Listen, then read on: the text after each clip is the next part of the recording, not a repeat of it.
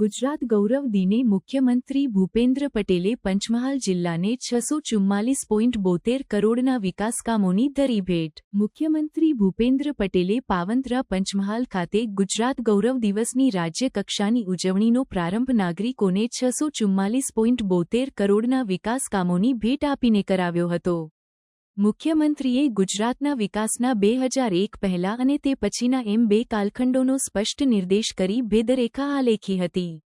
આ પરિપ્રેક્ષ્યમાં તેમણે જણાવ્યું હતું કે નરેન્દ્રભાઈ મોદીના ગુજરાતના મુખ્યમંત્રી તરીકેના નેતૃત્વ બાદ થયેલા વિકાસ અને તે પૂર્વેના વિકાસ વચ્ચેનું અંતર આજે સ્પષ્ટ જોઈ શકાય છે.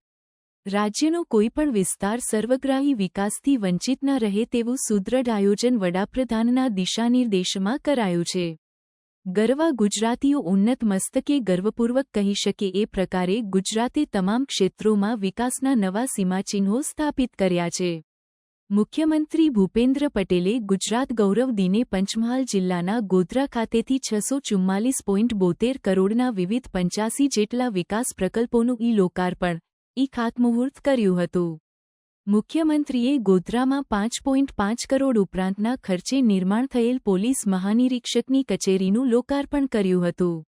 મુખ્યમંત્રીએ ગુજરાત પોલીસ એક્સપો 2025 અંતર્ગત યોજાયેલ શસ્ત્ર પ્રદર્શનની પણ મુલાકાત લીધી હતી.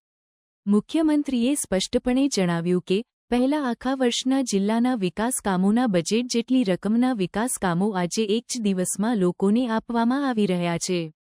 રાજ્યમાં આરોગ્ય, શિક્ષણ, પીવાના પાણી, માર્ગો, વીજળીની સુદૃઢ વ્યવસ્થા કરવામાં આવી છે. વડાપ્રધાને કંડારેલી વિકાસની કેડી ઉપર રાજ્ય સરકાર મક્કમ ગતિએ આગળ વધી રહી છે.